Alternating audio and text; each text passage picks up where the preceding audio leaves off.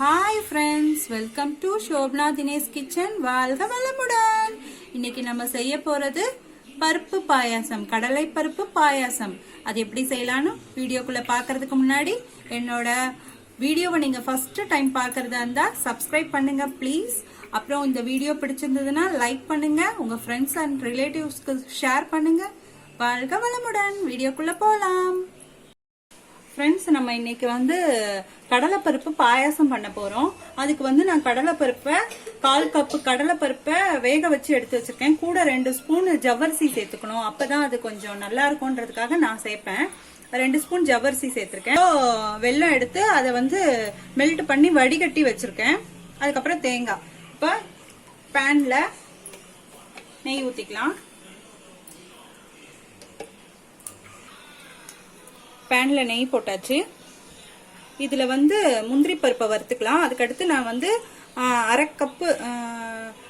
அரை கப்பு துருவன தேங்காய் எடுத்திருக்கேன். 1/4 கப்பு இத மாதிரி வெட்டி வச்சிருக்கேன். நான் இந்த மாதிரி சின்ன சின்னதா வெட்டி வச்சு வறுத்து சாப்பிட்டோம்னா நல்லா இருக்கும். பாயாசத்துல ஒன்னொன்னு கடிப்படும் போது நல்ல டேஸ்ட் இருக்கும். அதனால நான் இந்த மாதிரியும் போடுறேன். இந்த மாதிரி உங்களுக்கு எப்படி வேணுமோ அந்த மாதிரி போட்டுக்கோங்க. நான் இப்ப முந்திரி பருப்பை உள்ள சேர்த்து வறுத்துக்கலாம் நெய்ல.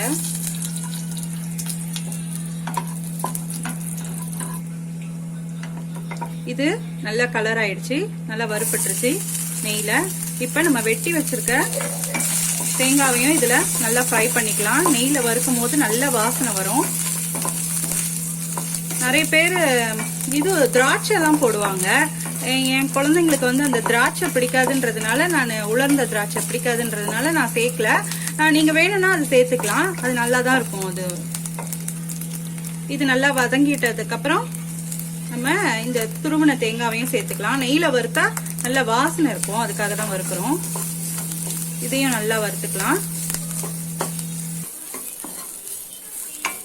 இது வதக்கியாச்சு. இப்ப நம்ம இத கையிலேயே மசிச்சும் விட்டுக்கலாம் பருப்பை. அப்படி இல்லைன்னா மிக்சியில லைட்டா ஒன்னும் ரெண்டுமா இது பண்ணி திருவி எடுத்துக்கலாம். எடுத்துட்டு காட்டுறேன். இது நல்லா வறுபட்டுருச்சு. நம்ம இத ஒரு பிளேட்ல மாத்தி வச்சுக்கலாம்.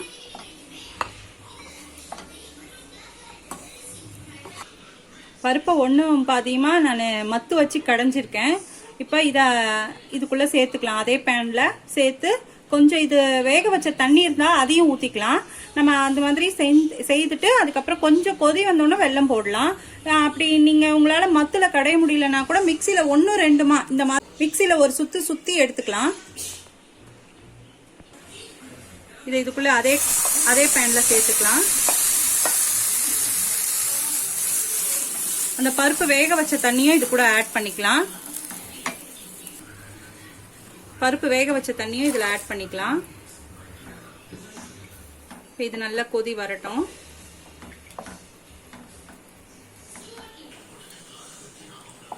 இது நல்லா ஒரு கொதி வரட்டும்.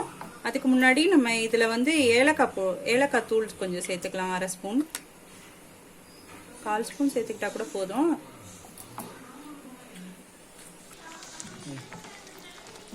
ஃப்ரெண்ட்ஸ், இது நல்லா கொதி வருது. இந்த ஸ்டேஜில் நம்ம கரைச்சி வச்சிருக்க வெல்லத்தை இது கூட சேர்த்துக்கலாம். நான் 1/4 கிலோ பருப்புக்கு 1/4 கிலோ வெல்லம் சேர்த்துருக்கேன். உங்களுக்கு இனிப்பு கூட வேணும்னா கூட சேர்த்துக்கோங்க, இல்லை கம்மியாக வேணும்னாலும் கம்மி பண்ணிக்கோங்க. இது எனக்கு கரெக்டாக இருக்கும், அதுக்காக நான் இந்த அளவு சேர்த்துருக்கேன்.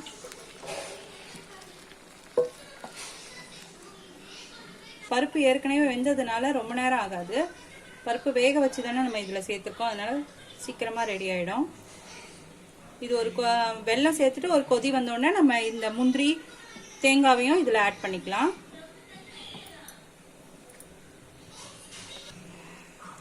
வெல்லம் சேர்த்து நல்லா கொதிக்குது.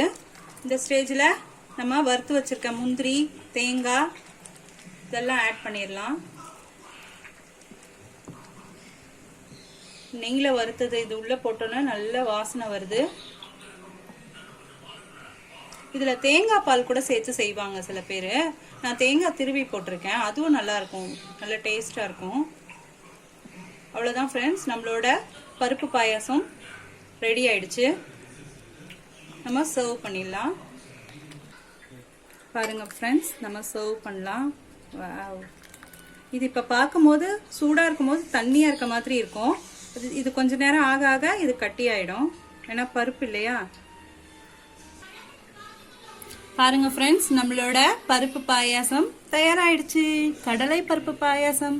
நீங்களும் இதை செய்து பாருங்க. உங்களுக்கு பிடிச்சிருந்ததுன்னா ஷேர் பண்ணுங்க, இந்த வீடியோவை லைக் பண்ணுங்க, என்னோட சேனலுக்கு சப்ஸ்கிரைப் பண்ணுங்க. தேங்க்யூ.